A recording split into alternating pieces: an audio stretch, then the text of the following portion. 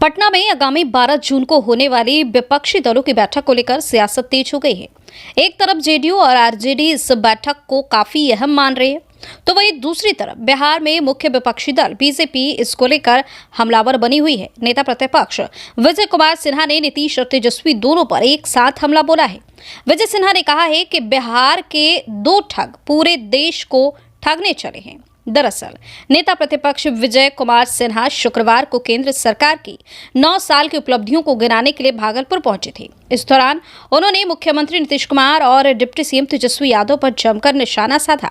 उन्होंने कहा कि बिहार के दो ठग पूरे देश को ठगने के लिए चले हैं। एक प्रधानमंत्री बनने का सपना देख रहा है तो दूसरा मुख्यमंत्री बनने के लिए ललायित है। जिन्होंने बिहार की जनता को ठगने का काम किया वे भी ठगे जाएंगे और दोनों का सपना कभी पूरा नहीं होगा।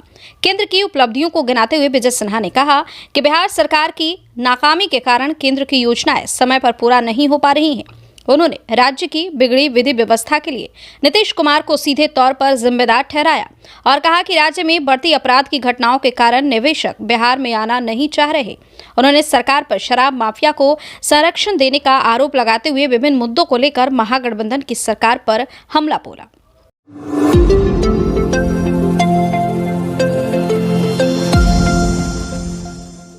भागलपुर में बालू माफियाओं के खिलाफ पुलिस ने बड़ी कार्रवाई की है।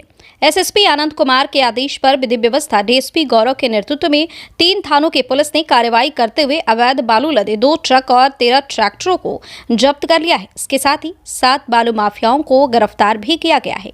तड़के पुलिस ने छापेमारी शुरू की।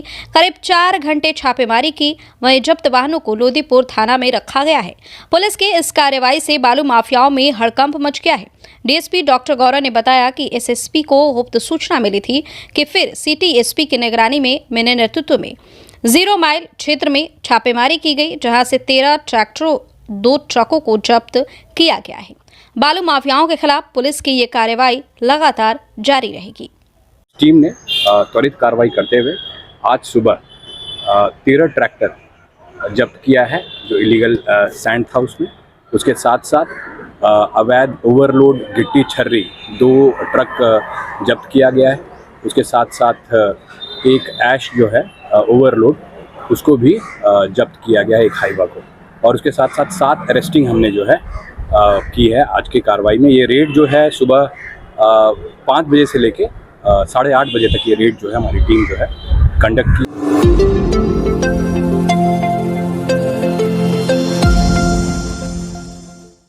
दहेज लेना कानूनन अपराध है। यह शायद कागज पर ही लिखे जाने के लिए बना है। राज्य सरकार हो या केंद्र सरकार, दहेज लेन देन नहीं करने के लिए लोगों को प्रेरित करने के लिए कई जागरूकता कार्यक्रम कर रही है। लेकिन हर दिन दहेज से प्रताड़ित महिलाएं आपको एसएसपी कार्यालय, एसपी कार्यालय, डीआईजी कार्यालय में मिल जाएंगी। ऐसा ही मामला भागलपुर के एसएसपी कार्यालय से सामने आया है, जहां मुंगेर गनगनिया की एक महिला रूबी मंडल अपनी फरियाद लेकर पहुंची। उन्होंने कहा कि मेरे पति राहुल मंडल, ससुर अजीत मंडल, देवर मनीष मंडल और मेरी सास मुझे दहेज के लिए काफ़ी प्रताड़ित करती है। मैं दहेज नहीं दे पाई तो मुझे घर से निकाल दिया गया। उन्होंने बताया कि मेरी शादी 2017 में अंतरजातीय प्रेम विवाह निबंधन कार्यालय में कोर्ट के तहत हुआ था। मेरी 3 साल की एक बेटी भी है। वहीं शादी के 3 माह तक सब कुछ ठीक चला, फिर ससुराल वाले दहेज की मांग करने लगे। नहीं देने पर गाली गलौज और मारपीट भी करने लगे। इतना ही नहीं, मुझे जान से मारने की कोशिश भी की गई और अंत में मुझे ससुराल पक्ष के सभी लोगों ने मिलकर दहेज नहीं देने के चलते घर से बाहर निकाल दिया। वहीं आज अपनी जान माल की गुहार लगाने और अपना इंसाफ मांगने के लिए एसएसपी कार्यालय पहुंची हूँ। ऐसा एक नहीं, अनेक दहेज के लिए प्रताड़ित महिलाएं आपको अपने समाज में दिख जाएंगी और राज्य सरकार या केंद्र सरकार की यह कानून यहीं पर ध्वस्त दिखती है, जहां उन्होंने कानून में साफ तौर पर लिखा है दहेज लेना और देना कानूनन अपराध है। अब देखने वाली बात यह होगी कि कब ऐसे दहेज से प्रताड़ित सभी लाचार महिलाओं को मजबूत आधार मिल पाता है। 2017 में मेरी शादी हुई थी निबंधन कार्यालय भागलपुर में। उसके बाद शादी अंतरजातीय प्रेम विवाह हुआ था। हाँ। उसके बाद से सब कुछ ठीक ठाक ही था और कुछ दिन के बाद दहेज का मांग करने लगा कि हमको दहेज ला के दो, तुम अपना घर से सामान ला के दो, बाइक ला के दो, अंगूठी चैन दो, तब रहने देंगे घर में, नहीं तो निकलो मेरा घर से। मारपीट करने? मारपीट करके बहुत बार मेरे साथ मारपीट किया, मेरा हाथ भी तोड़ दिया है मेरा देवर, और बहुत तरह का इल्ज़ाम हम पे लगाता था, चोरी का, ये का, वो का। और घर ससुराल से भगा दिया? और ससुराल से ससुर सास मारपीट के भगा दिया है।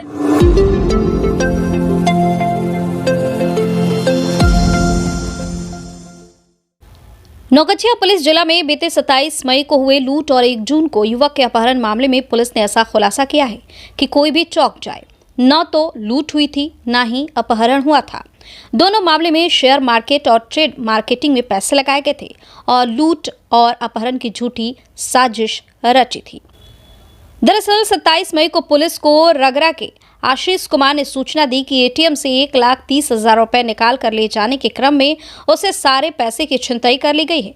पुलिस ने जांच शुरू की और उक्त लड़के से पूछताछ की। इस दौरान उस लड़के ने आत्मविश्वास में कमी दिखी, जिसके बाद पुलिस ने जांच की तो पता चला युवक ने 2 बैंक खातों से 80,000 और 45,000 ऑनलाइन ट्रांजैक्शन किया था।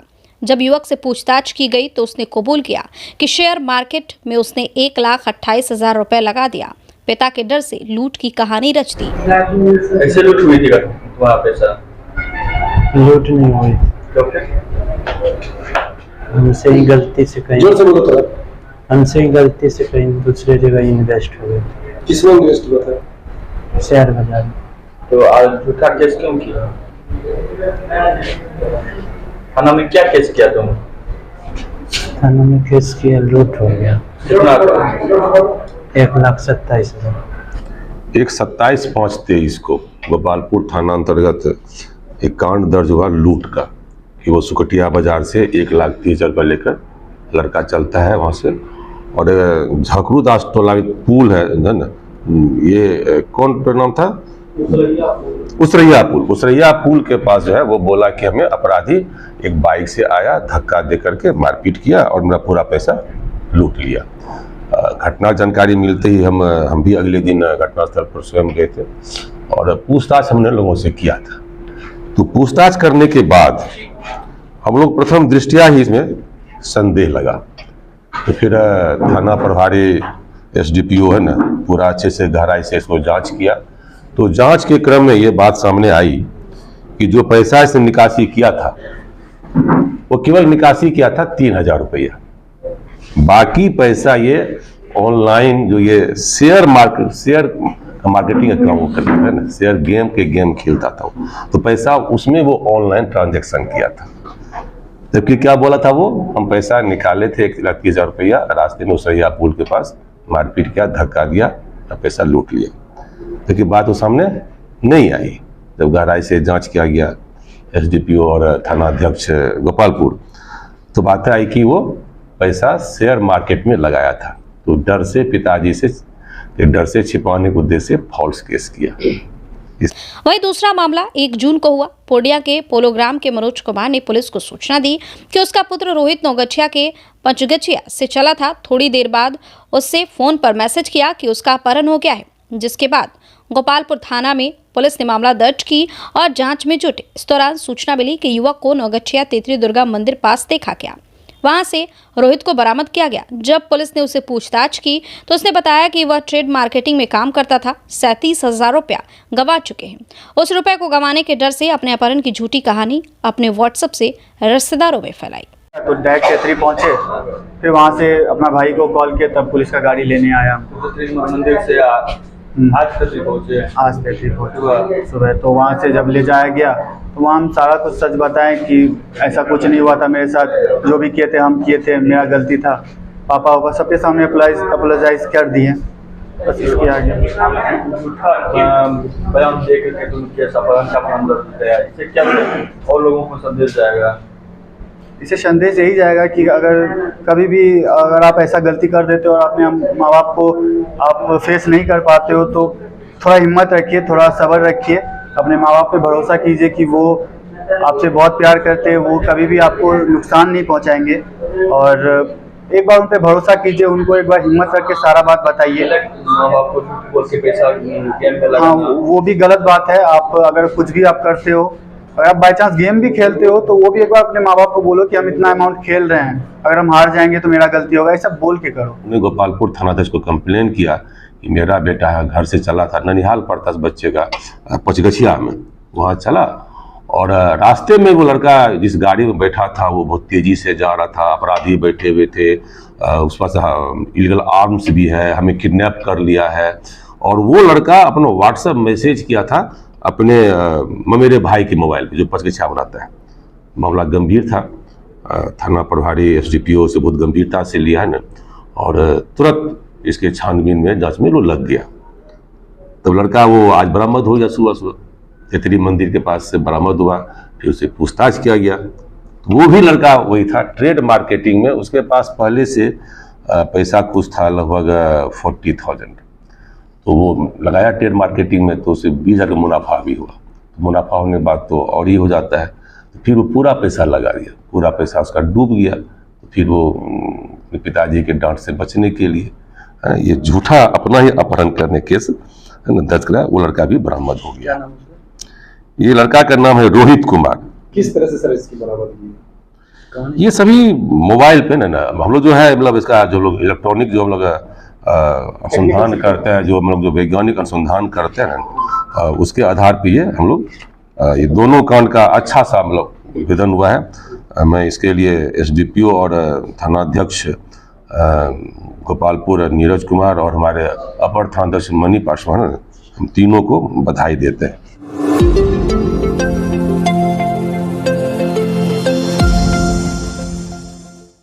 भागलपुर जिला अंतर्गत मधुसूदनपुर थाना क्षेत्र के DD नगर कॉलोनी स्थित बंद घर का कई ताला तोड़कर चोरों ने 50,000 नकदी सहित 1 लाख से अधिक कीमत के जेवरात और अन्य कीमती सामान की चोरी कर ली। इस बाबत DD नगर कॉलोनी निवासी अविनाश ठाकुर ने थाने में लिखित शिकायत दर्ज कराई है। उन्होंने पुलिस को बताया कि 28 मई से लेकर 1 जून तक शादी विवाह के आयोजन को लेकर मैं अपना पैतृक गांव शाकुन गया था। बीते 1 जून की रात जब मैं DD नगर कॉलोनी स्थित अपने घर पहुंचा तो देखा कि मुख्य प्रवेश द्वार का ताला टूटा हुआ है। घर के अंदर जब प्रवेश किया तो देखे कि सभी दरवाजे और अलमीरा का ताला भी टूटा हुआ है। अलमीरा में रखे सभी सामान फर्श पर बिखरे पड़े थे और उसमें रखे 50,000 नकदी, लैपटॉप, 1 लाख से अधिक कीमत के सोने चांदी के आभूषण और कपड़े गायब हैं। गृह स्वामी ने चोरों की सामान बरामदगी और चोरों पर कानूनी कार्रवाई करने की पुलिस से गुहार लगाई है। इस संबंध में मधुसूदनपुर OP इंचार्ज महेश कुमार ने बताया है कि लिखित शिकायत पर केस दर्ज कर लिया गया है। चोर की पहचान के लिए आसपास लगे CCTV फुटेज को खंगाला जा रहा है।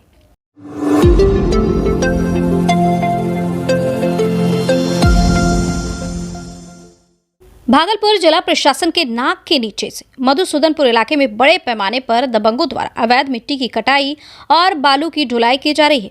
इलाके के लोग इन दबंगों के सामने कुछ भी बोलने से कतराते हैं। वहीं पुलिस प्रशासन भी बौनी पड़ी हुई है। दिन हो रात बेरोक टोक इलाके में मिट्टी की कटाई और बालू की उड़ाही हो रही है। इस दिशा में अंचल और जिला प्रशासन का भी कोई ध्यान नहीं है। ग्रामीणों की माने तो प्रतिदिन सैकड़ों ट्रैक्टर के माध्यम से मिट्टी की कटाई कर उसकी ढुलाई की जा रही है। इस खेल में इलाके के कई बालू माफिया शामिल है और जो अपने आप में दबंग बताए जाते हैं। लोगों ने ये भी कहा है कि पुलिस की गश्ती गाड़ी आती है लेकिन वह देख के भी अनदेखा कर देते हैं। उन्होंने कहा कि बिना पुलिस की मिली भगत से यह सब संभव नहीं है। इलाके के कई लोगों ने नाम नहीं छापने की शर्त पर बताया कि अगर इस तरह की किसी गतिविधि की सूचना हम लोग पुलिस को देते हैं तो पुलिस तो कछुए के चाल में सब चीज खत्म होने के बाद पहुंच जाती है, लेकिन पुलिस के पहुंचने के पहले ही माफियाओं का फोन या अल्टीमेटम जरूर आ जाता है। इसलिए हम लोग भी पुलिस को किसी प्रकार की सूचना देने से कतराते हैं।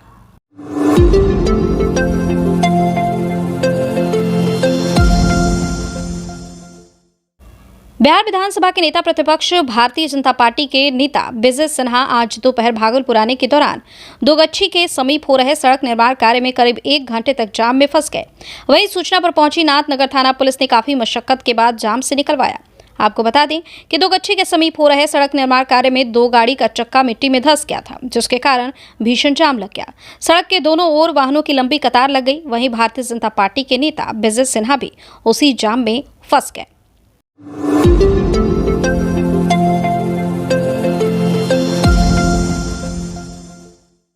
बिहार विधानसभा के नेता प्रतिपक्ष विजय कुमार सिन्हा आज भागलपुर पहुंचे। वहीं भाजपा कार्यकर्ताओं ने विजय सिन्हा का नाथनगर के चंपा नदी के समीप फूलमाला पहनाकर गर्मजोशी के साथ स्वागत किया। भारतीय जनता पार्टी के चंपानगर के मंडल अध्यक्ष आशीष कुमार के नेतृत्व में लोग इस स्वागत कार्यक्रम में पहुंचे थे। मौके पर तरुण राय, अनूप लालसा, विकास यादव, प्रभाकर झा, सोनी देवी, गौरव कुमार समेत भारतीय जनता पार्टी के कई कार्यकर्ता मौजूद थे।